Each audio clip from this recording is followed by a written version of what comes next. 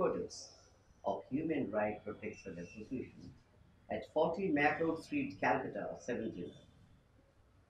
I am going to have a word with a distinguished human rights activist, Mr. Shami Mamet, who is the national president of the organization and international convener as well.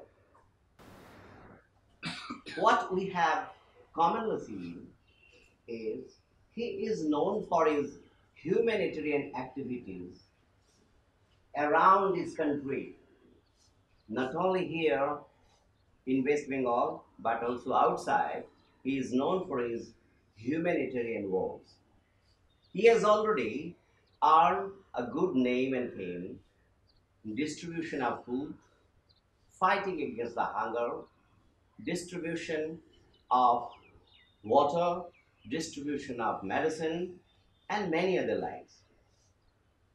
He has already captured the attention of the media while sharing food with the footpath dwellers, the same footpath.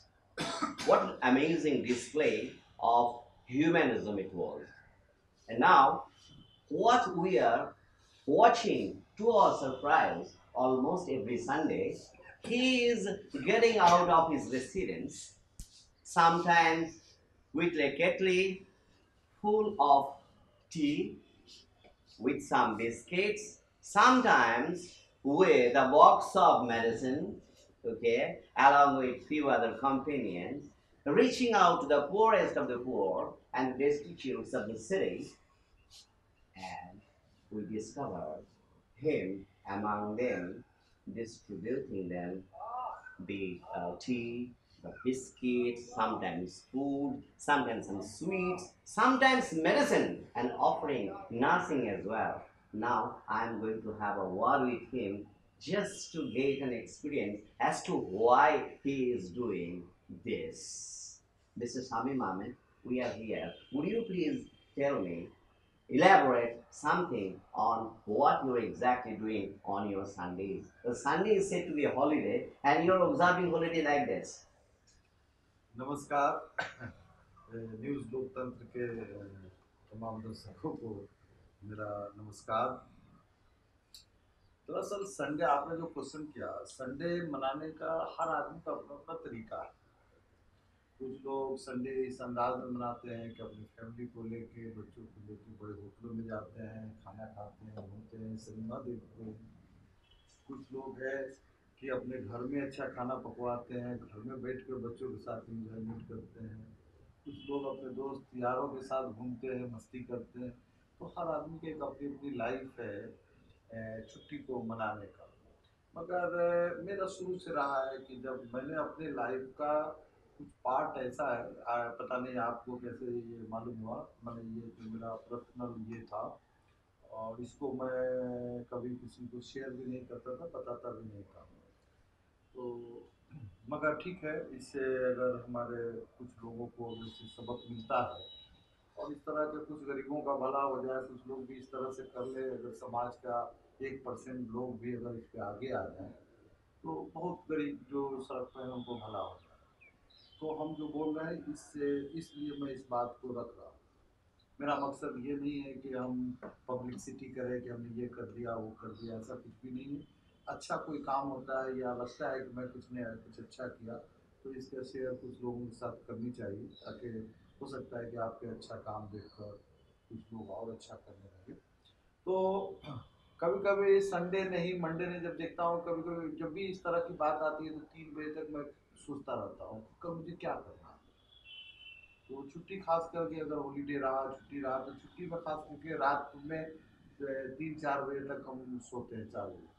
तो 3-3 बजे मुझे दिमाग में आएगा अरे करो कल सुबह में हम निकलते हैं। तो मैंने कभी ठंड का मौसम है तो बड़ा सा केतली में चाय बनवा लिया, कुछ बिस्किट का पैकेट ले लिया, झोला में डाल लिया, बैग में डाल के निकल गए। किसी भी कोई भी इलाके में निकल गए, कहीं भी बैठ गए। आप 10, 20, 50, 100, 50, 60 जो फुटपाथ के लोग हैं बैठ जाएंगे। अब चाय सबको ढाल ढाल के दिया, बिस्किट दिया सुबह में, और उनके साथ मजा करेंगे और उनसे बात शेयर करते हैं कि भाई आप कैसे तुम लोग यहाँ इस ठंडे में कैसे रहते हो, क्या तुम लोग क्या क्या परेशानियाँ हैं, ये बहुत सारी बातें हमें मालूम होते रहता है। तो इससे बहुत कुछ सीखने को मिलता है लाइफ को, लाइफ स्टाइल को जीने का तरीका आपका बदल जाता है। तो इस तरह से चलता रहा तो मुझे लोग बोलते थे कि हम लोगों का बीमार होते हैं हॉस्पिटल जाते हैं तो हॉस्पिटल में हम लोगों को तो पूछता ही नहीं है।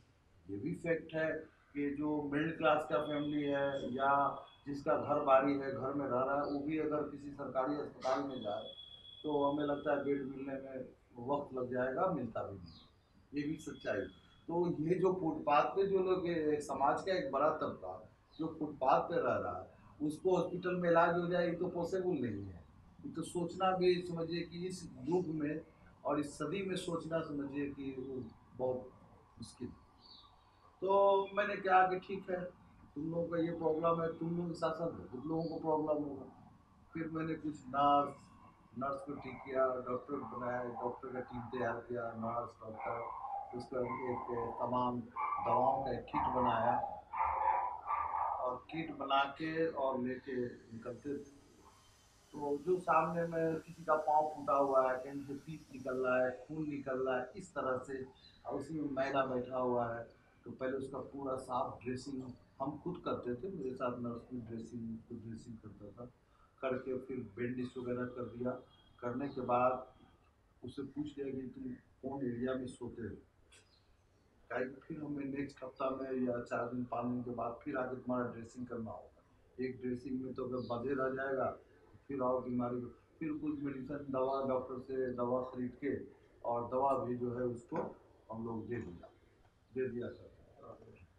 तो कुछ लोग तो वही ठीक हो जाते थे और कुछ लोग बहुत ज़्यादा जो सीरियस कंडीशन, मुझे एक बड़ा अफसोस हुआ कि एक आदमी मौला ये आपको राजा बाजार के इस पार्ट में फुट पर एक आदमी सोया था, उसको मैंने एक दिन पहले बिस्किट चाय उसके साथ खा के आया और उसकी तबीयत हल्की हल्की खराब थी। मैं दूसरा दिन सोचा कि इसको ले जाऊंगा डॉक्टर के पास। तो जब हम गए तो आदमी मरा पड़ा। ये मेरे लिए बड़ा दुख देने वाली बात थी। बखैर, तो वहाँ से चितरंजन हॉस्पिटल, उसके बाद में एनआरएस हॉस्पिटल, ये हॉस्पिटल वो हॉस्पिटल, अब जो ज़्यादा तबीयत खराब हुआ उसको अपनी गाड़ी में उठाया बैठाया और ले जाकर हॉस्पिटल लाया। अब हॉस्पिटल में सुपर बोल रहा है, वो जो बोल रहा है, अरे ये लोग कहाँ से आप ला रहे हैं भाई, कौन है? बोले भाई मेरे मेरे घर वाले हैं। तो आपके घर वाले हैं, आप इसके कौन है? हम इसके गार्जियन हैं। हाँ। तो इस तरह से कहीं 5 कहीं 7 2 1 करके भर्ती कराते गया और सिर्फ भर्ती नहीं कराता था, उन लोगों के लिए हम एवरी डे जितना दिन तक वो लोग हॉस्पिटल में थे उनके लिए फ्रूट्स या कुछ लेकर जाना और उनको जो है देखना कि उनका इलाज ठीक हो रहा है कि नहीं, कितना इम्प्रूव हुआ। फिर ठीक हो जाते थे लोग, इस तरह ठीक हुए और लोग अपने अपने फिर जिसको जैसे अपनी ज़िंदगी जीना है। अब उनका तो ना सर पे जब ऐसे तबका है, जब रात में सोता है तो आसमान को छत बनाता है, ज़मीन को बिस्तर बनाता है। मेरा कहने का मकसद यही है कि हम सब चाहे बहुत एजुकेटेड हैं, बहुत बड़े राइटर हों, कवि हों, शायर हों या बहुत बड़े आदमी हैं आप, मगर हसर सबका एक ही होना है।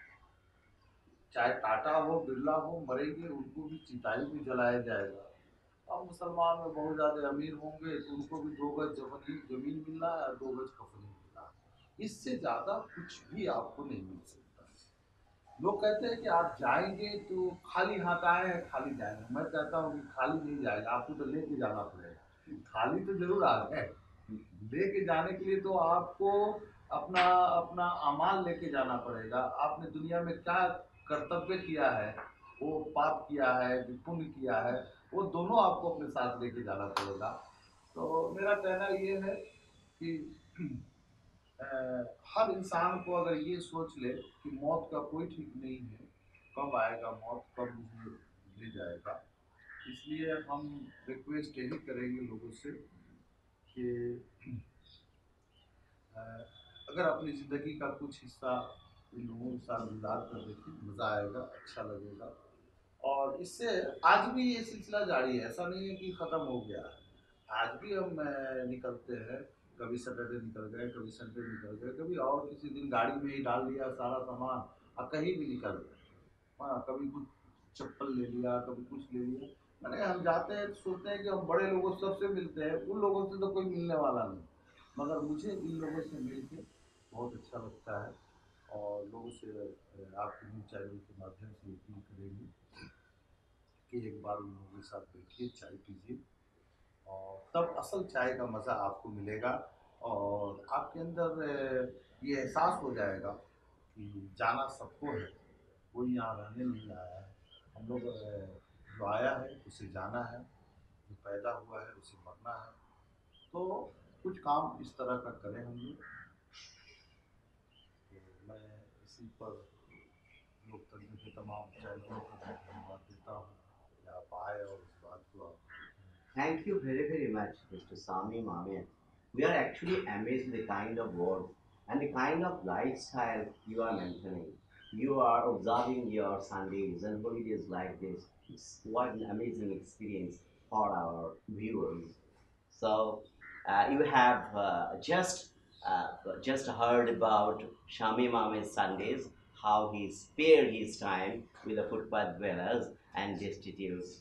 So I hope many other interviews ahead will be with Shami Mamed with his experience to be shared with you. Thank you very much for watching. आपका भी बहुत बहुत थैंक यू, धन्यवाद।